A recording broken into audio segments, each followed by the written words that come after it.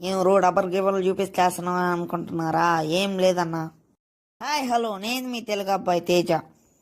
డబర్లు గివర్లు కాదన్నా, ఈ రాగి సంగటి అయితే చేసింది మమ్మీ. నైట్ అయితే చేసింది.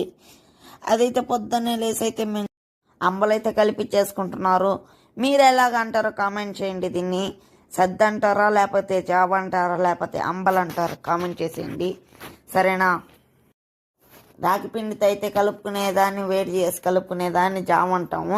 అదే కొద్దిగా అన్నం వేసేసి గజగజ కలిపిస్తే అదే రాగి ముద్ద అంటాం, సరేనా?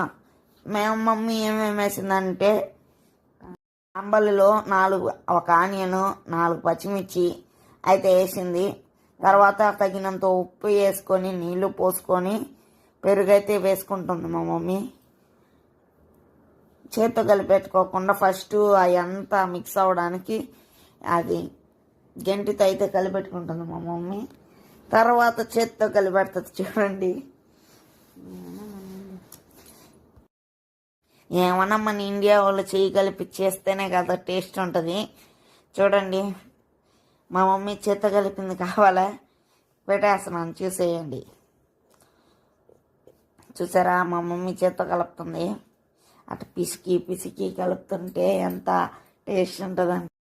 అట్లా కనుక్కొని మీరు కూడా అటు కల్పించుకుంటారేమో. అటు కాదు, దాంట్లో ఉండలు ఉంటాయి, అందుకని అయితే చేత్తో అనాలి.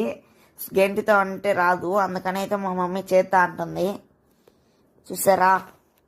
మా వీడియో నచ్చినట్టయితే like, share, subscribe, please subscribe చేసుకున్నాను.